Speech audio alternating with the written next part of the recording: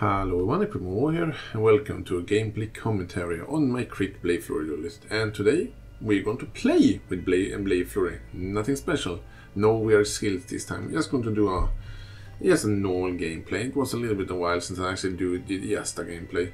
And I don't have that much to do right now before I'm waiting for the new updates, more than just defeating at 0 on another build. So I think I want to just do a simple one. And I'm gonna do one thing. Many people have asked me about using Skava in this build, and to those people I just have one thing to say: that is an absolutely fantastic idea. So I'm just gonna give you a little bit of context before this. And by the way, I'm going to play this map here. It's going to be a little bit scary, but nothing really fancy. And again, I'm sorry I don't have any high-level maps in standard. This map will be good enough, I think. So this is my normal sword I usually use in this build. And many have asked why I'm using this particular sword, because I want a sword that is fast. I want to hit enemies a little bit faster. With Blade Flurry, slow weapon is not that big of a deal, but I like the weapon to be fast, because I can use whirling blades and stuff like that faster as well.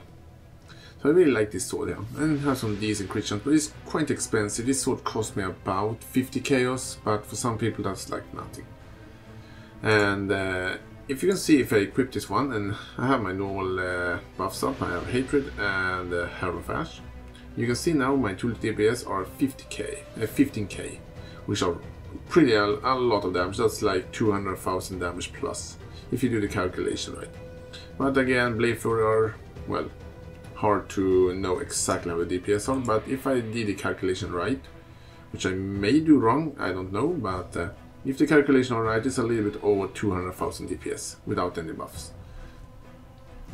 And here you have Skava. This is not the best roll Skava. It's actually pretty average, and a Skava like this will cost you about like nothing. It is dirt cheap almost, which is really weird because it's an amazing weapon.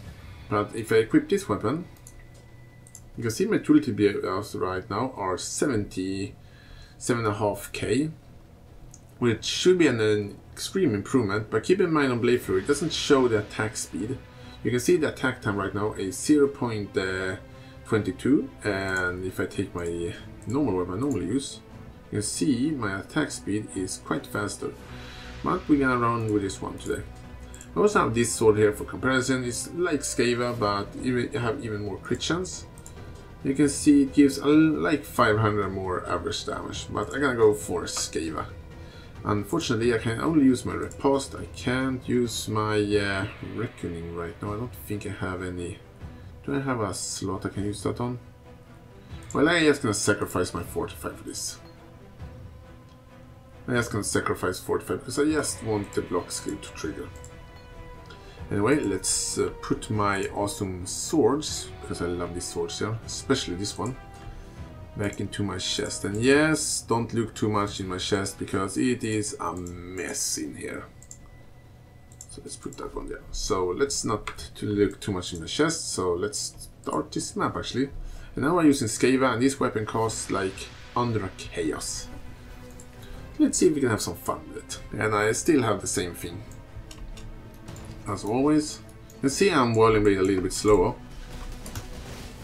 but I'm doing quite good damage, as you can see. But you can probably see my attacker are slower, but well, the difference is not that big.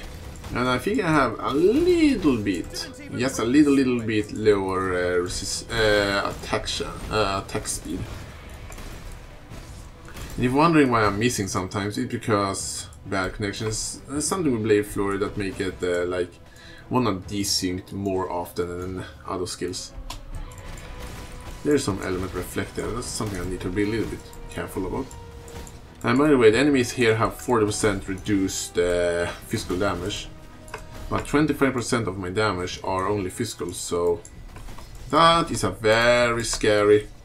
You can see now when I get in desync right there. It's so bloody annoying, like it is really annoying when you're using attacks, and you can see there it takes some time before it actually activates. You can see, well, my latency right now is not the best, but it's not horrible. Like, well, for me it's not horrible. Man, I want better connection. especially when I'm playing this build, because when they're like that, and I just getting desynced all the time when I'm using this skill, it makes my clear speed so slow. And that's why you should be careful against physical or elemental reflect. I don't care the slightest about physical reflect in this build. And that's why I'm doing a lot elemental damage. But elemental reflect, I need to really be careful about that. But I don't take in extra damage from elemental reflect. Which I would do if I was to face, well, you know what I mean. I have abysses on me. But so far, things are getting one-shotted. But as you can see, this weapon is definitely a really good option. And look at that, we have a tier 14 map. I really need better maps here. And I don't want to buy them. Like, if I want a tier 16 map, for example, which I really want, it costs me like 30k, so I don't paying that amount for a map. I gotta farm them myself. I'm not paying that much for maps. For that map when I can farm. And the reason I don't have that high level maps is because I'm playing in the league all the time. But in the next update, it's going to be a lot of, well, not playing the league. It's going to be a lot of standard league, because I just missing some of my standard builds.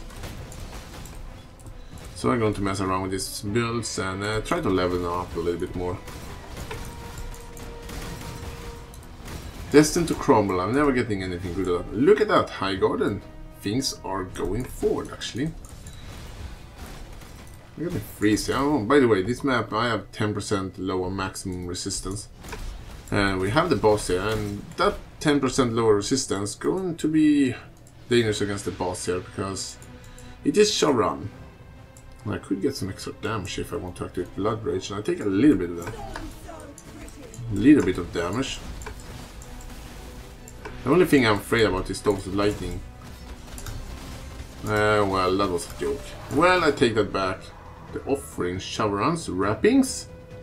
That's a quite rare divination card right there.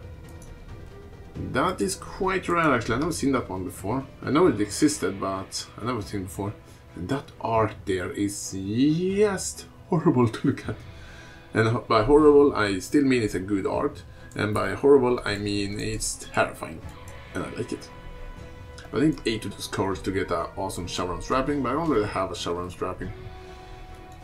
And I have no idea how people have reacted to the energy shield nerf in the league, because and in the beta, because I have not watched the beta, because I don't want to get spoiled. And by the way, I actually gonna talk a little bit about this character now. Now when I have time for it. Many people have asked how I can have my defense, so now we're gonna talk about that. Well, my main goal of defense on this character, I think I've talked about that before, but the main defense on this character is at very high block chance. Like, let's see my defense right now. Without any buffs, I have pretty good armor, by the way. You can see now, without any buffs, I have 62% block chance, and when all my buffs are up and I'm popping my flask, I have more than enough to have maxed out block chance. And block chance is a supremely good defense. If you block something, you take no damage from it whatsoever. And this character have just as good chance to block spells as I have to block like physical attack.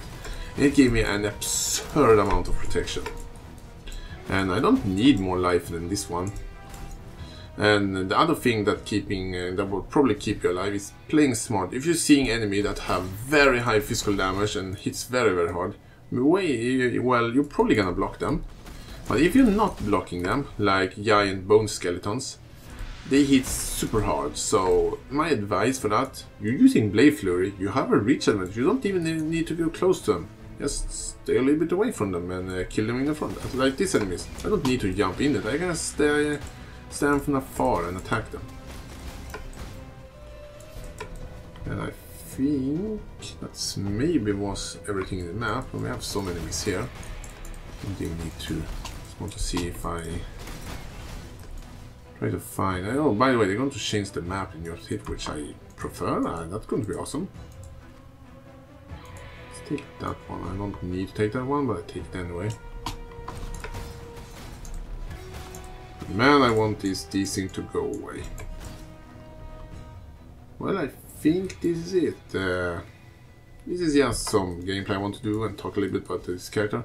And by the way, if you're wondering about the music I playing in the background, it's actually from Path of Exile. And I actually have a video where I actually have that song in, because I couldn't find it on YouTube, so I decided to upload it myself. And well, I want to thank Granny Games for making that awesome piece of music. It's so bloody awesome. It's just perfect for melee builds when you're playing that in the background. It actually reminds me a little bit about when you're fighting the 4 Guardians. It's pretty much the same melody, which is pretty awesome. Anyway, I hope you guys like this little episode here when I just did some casual playing. Nothing special this time. No crazy skills I'm using with this character. Yes, do it, but it was made for in the beginning. Anyway, I hope you guys like this video. Tell me in the comments what you think about everything I said, and thanks for watching.